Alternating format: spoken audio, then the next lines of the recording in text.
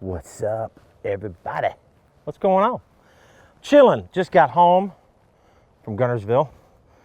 Missed my little buddy here. This is Baylor. I know y'all have seen Baylor a bunch. Tell everybody hello. He's a cool dog. This is Baylor. He's our little Cocker Spaniel. He loves to be on the boat, loves to chill, protects mom and the kids when I'm gone. You've done a good job, buddy. Yes, you have. Tell everybody hi. Tell everybody hi. So I am home officially from Guntersville.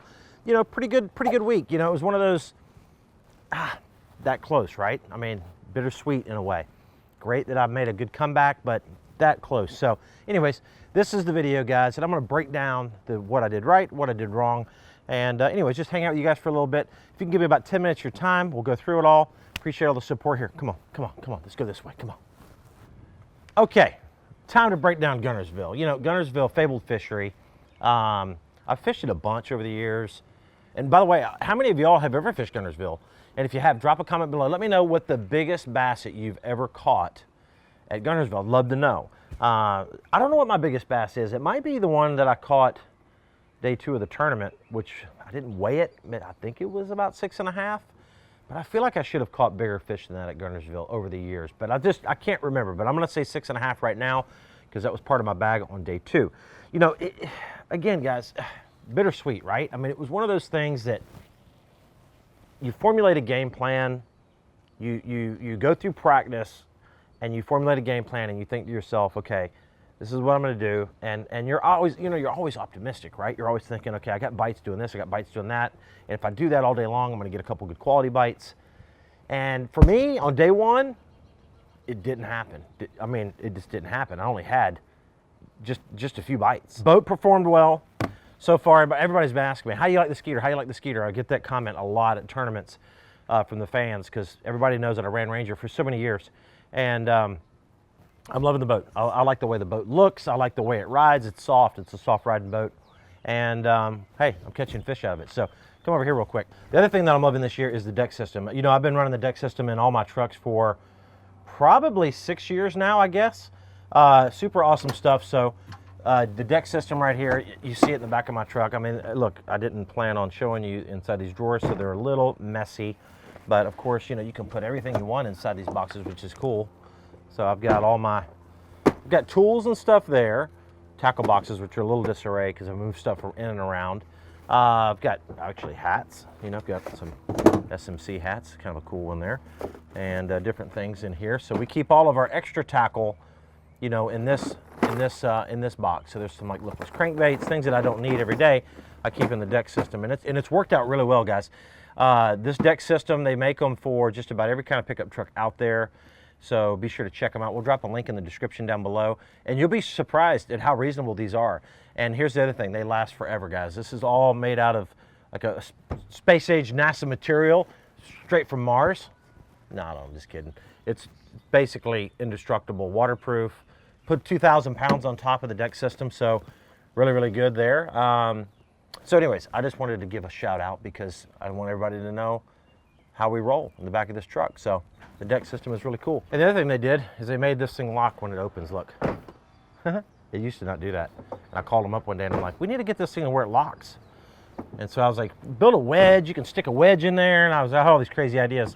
And then they just made it like where there's like a, I don't know, like a little groove or something thing falls into. So really cool system there. Deck setup is awesome. Now the other thing before we dive into the whole tournament deal is I found this, right?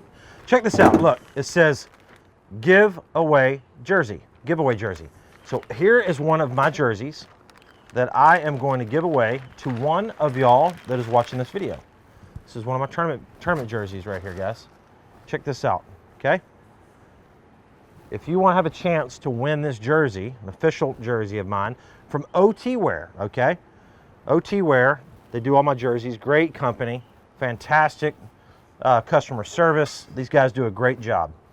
This jersey right here. So you're watching the video right now and you're saying, I would love this jersey. So a couple things, only 2 things. One is go to OT Wear, okay? Go to OT Wear. We're going to drop a link in the description for their Instagram. But go to OT Wear. That's the company that makes the jerseys. Just give them a follow. Just check them out and give them a follow. Next thing is go to my Instagram, Scott Martin Challenge, and drop a comment there on my page Okay, follow it, of course. Drop a comment on my page and say, I would like the jersey, and I want you to hashtag one thing for me so at least I know you saw the video. Hashtag biggin, okay? Hashtag biggin, right? So I'd love for you to do that if you guys would like this jersey. Now, if you're on Facebook and you say, I don't have Instagram, do the same thing. Go to my Facebook page, which is Scott Martin Challenge, and drop a comment as well and hashtag biggin. Now, you're going to see the photo in both of my Instagram and my Facebook. You're going to see a photo of this jersey, so you'll know that is the post related to this jersey. And we're going to do that for a few days, right? So if you're watching this video and it's a year later, I'm so sorry, but the jersey has already found a new home. So anyways, that's a pretty cool little deal there that we're going to give away. So OT Wear, give them a follow, and we're going to give the jersey away. Good stuff. Here is the rod, and we'll get into practice and we'll get into the tournament here in a second, but here's the rod I did most of my damage on. I did catch some fish on some other things. Big worm with a big head on it. Caught a really key fish on a jerkbait. But I was catching them on several different kind of crankbaits. Strike King 6XD, as well as this one right here. This is the Guggen Grande Recon. Caught them on that as well. But here's I'm going to give you this little tip. This is a good tip for you. So if you guys, summertime, right? You're watching a lot of fishing online right now. A lot of people are cranking ledges. This right here is a perfect example of a perfect setup. Okay, this is a favorite rod. This is a 7'11". Now they call this one a heavy, but it's really not a heavy to me. It's really just perfect. You know, it's a really good, deep, big crankbait rod. It's a really good, bigger swim bait rod. This is the Defender Series 711 favorite, super durable. I've fished with them for a lot of years and zero issues with these, and it launches those crankbaits really well. You need it when you're cranking big plugs like this. You need a rod that's long like this that's going to launch that bait, and it loads that bait up just right. If the rod's too stiff, it'll make it tumble. If the rod's too flexible or too limber, it doesn't throw it as far. So it's like this perfect balance, right? We have some backbone here, but yet a lot of tip to launch that bait. Those extra long casts are really, really what's important. If you watched the videos, you saw how I was casting these things like a mile. Now this is a Shimano Metanium, casts really well. And when you're gonna do deep diving crankbaits, you don't wanna do the 8-to-1s. This is a 7-to-1 here.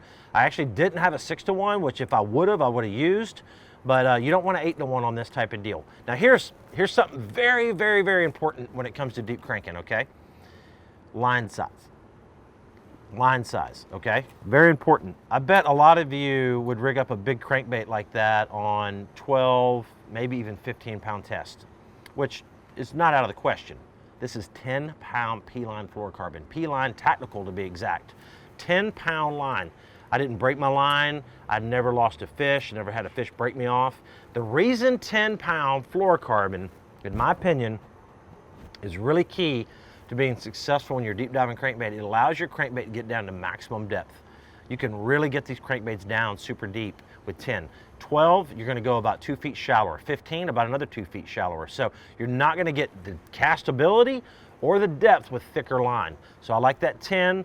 This rod's perfect. You lean into them, game over. You watch the videos, really, really good stuff. So hats off to Favorite building this good rod. Hats off to P-Line and making great line, and of course Ketchco making the Guggen Squad Grande Recon. It's a good crankbait. Listen to this thing too. It's got really deep sounds. I like that a lot. So it's a really, really good deep diving crankbait. But anyways, let's jump into my whole mindset and kind of how this tournament played out. Again, bittersweet, right? I mean, I missed the top 10 by I think 5 ounces, 6 ounces, something like that. But here's what's important with this event. Goal number 1 this year has been to try to win the Bassmasters Classic in 2022. And I know that's a little confusing for some of you. I kept asking me, like, am I going to Texas to fish in the Classic? I'm not qualified to fish this year's Classic because I didn't fish the Elite Series last year. So this year's points qualifies me for next year's Classic. It's kind of a weird deal, but that's just the way it is. But that being said, that's goal number 1, right? I can't win the Classic or have a chance to win the Classic if I don't qualify for it.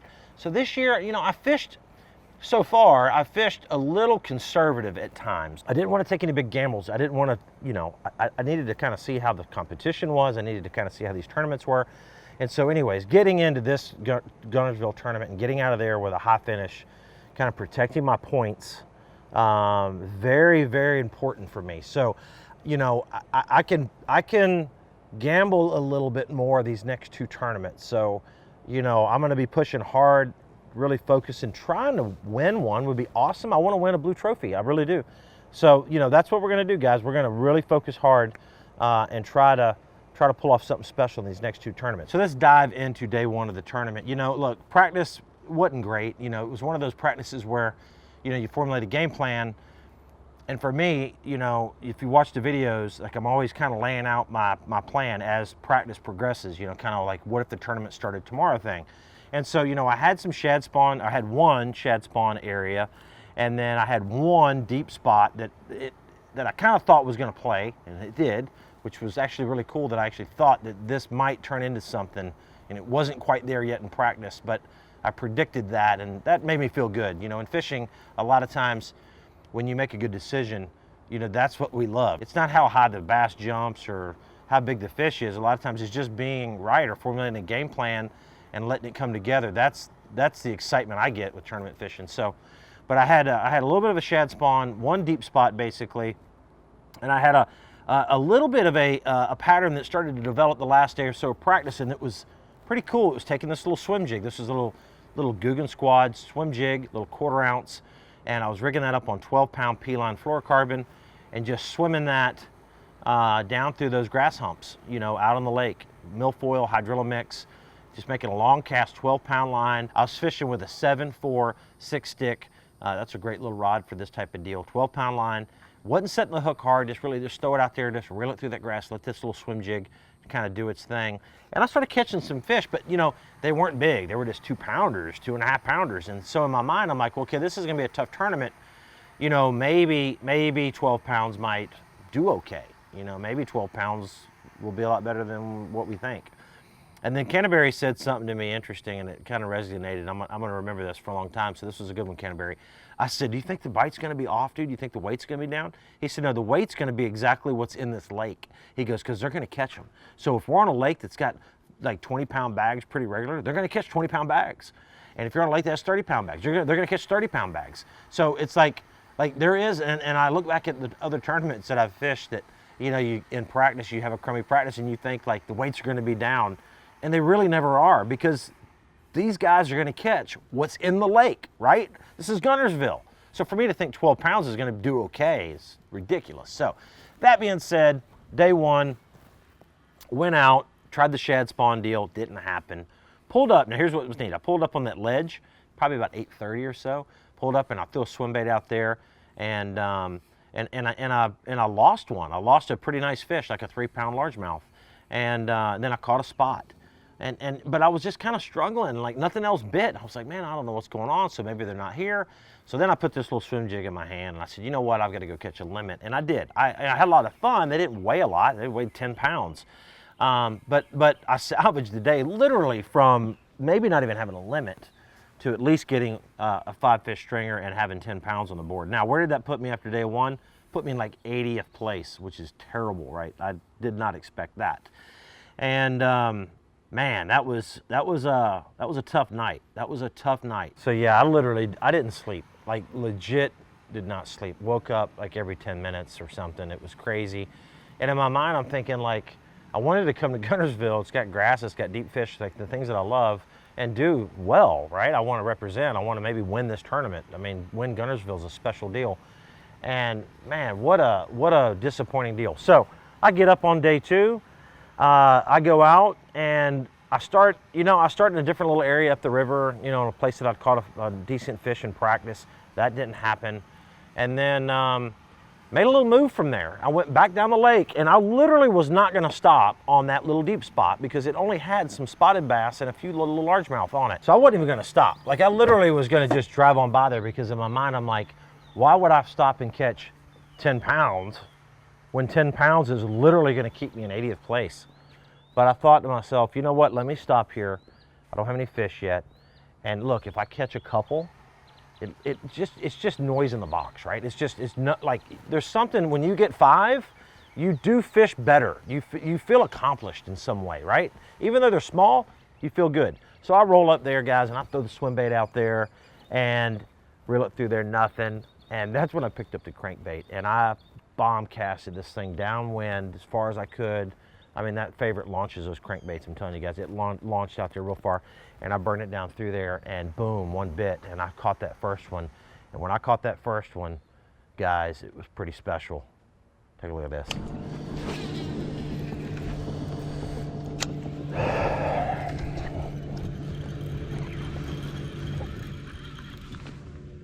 There he is. They're way back there, man. This is a better fish here. Oh yeah, that's a good one there, dude. That's a good one there. Oh my gosh. Please stay on.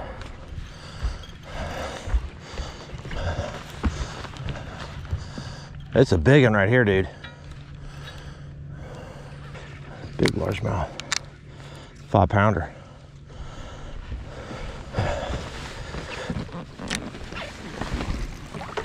Yeah, that helps. That helps. So that was cool, right? I mean, we literally went from 0 to a hero just in a course of about 30, 45 minutes. Ended up with almost 20 pounds. So it was a lot of fun. That was really awesome. So day 3 rolls, and you know where I'm going, right? I'm going right back to the ledge. I'm gonna go back to the sweet spot. And I roll up there, guys, and fire it out there. And sure enough, boom, there they are again. And just in a few minutes, I catch 4 nice fish. And I'm feeling good. You know, I'm thinking like, man, if I catch another couple decent fish, maybe could make the cut, maybe. You know, with a 10-pound bag on first day, 20-pound bag on the second day, I need close to 18 pounds, 19 pounds in my mind, right? So I'm stuck on 4. Then I do something pretty cool. I pick up a jerkbait, which I literally rigged up the night before at like 11 o'clock. The last thing I rigged up, I'm thinking to myself, you know, this spot where I've been burning a crankbait, maybe I'll take a jerkbait. It's like 12 feet on top. If I throw it out there, I'm spot locked down with the Garmin trolling motor, throw it out there behind the boat, maybe jerk it down real deep, try to get it like 8, 9, 10 feet deep. Maybe I'll catch one of these nicer fish, right? Just a thought. And then that's what happened. I tried it the next day. Check this out. Oh, ho, ho, ho.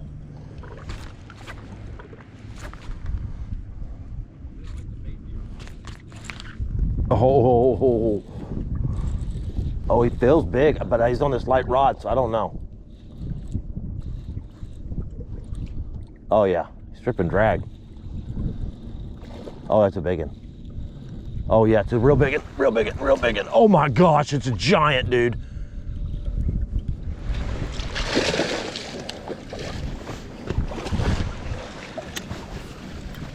Yeah. Did that on a jerkbait, bro. Did that on a jerkbait. I rigged that up last night. The last thing I rigged up last night, dude. I thought to myself, maybe, just maybe. That's cool, right? I mean, that's why I have a lot of times 15 or 20 rods on the deck of my boat, because I want to try to stay versatile, and mixing it up like that is a very important thing to do in fishing, right? Fish your instincts, right? It was just one of those things in my mind. I thought, this makes sense, and it did. It caught me the biggest fish for me on day 3, and it put me up, you know, mid-17s. So guys, it was a great tournament. You know, I fished out the rest of the day, caught some fish here and there, culled up a few ounces along the way, but never really got on anything else. Where I failed in this tournament, this is where I like to break it down. This is where I failed. I failed to figure out how to catch fish later in the afternoon, okay? And the biggest fail is I didn't know that there was that kind of flipping grass. Look, I've watched live after not doing well in a tournament when I'm driving home, and have seen kind of what I missed, right? You see guys fish in certain places, you see what they're doing, you say to yourself, oh, why didn't I think of that? Or, oh, I, you know, almost figured that out. When I watched this live, and I watched Caleb and some of these other guys flipping the mats, like Okeechobee looking stuff, I was physically sick. I never saw that. I don't know, you know, we can't get information in these tournaments, so I wasn't sure that there was even, where they were up the river in those little bays, had all those matted up stuff, blew me away. I'm not saying that I would have found them like they found them, but I am saying this: if anybody can catch them out of a mat with a big weight and braided line, it's me. So I'd love to be able to do that. And imagine this: imagine if I'd have had the deep spot, right? I could go crack 18, 19, 20 pounds in the morning with a crankbait and then pick up my big stick and go flip mats the rest of the day. Game over in my mind. In my mind, that's game over. So I feel like I was really, really close to winning the tournament, but I never figured out that I just didn't see it. I don't even know what the heck happened on that deal, okay? But congratulations, Caleb. Awesome showing in the tournament. You did great under pressure. Wes Logan, again, did really, really good. For me, good event, bittersweet. But I'm so glad you guys got to watch, you know, kind of that process. I really feel like that Guntersville series was a really, really neat one to see, like the ups and the downs, right? Kind of that roller coaster ride from day one to the end. So thank you so much for all the support, guys. I say that in all my videos, and I truly mean it. We're reading all the comments. We're watching how many likes we get on these videos. It means a lot to us. You know, we're putting a lot of work in. It's hard. This is hard. If all I had to do was think about how to catch bass, and I just went fishing every day, like a lot of these guys do, maybe it was a different outcome. But we are producing.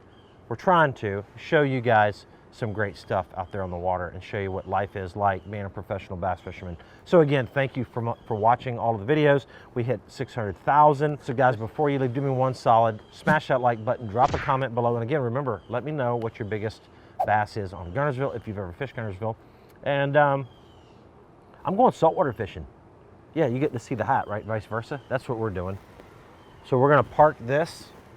I'm gonna put all the rods up, and we're gonna go saltwater fishing. We're gonna take a little bit of a saltwater vacation in the big boat, and we're gonna go try to catch some crazy saltwater things. Big things, little things, and everything in between.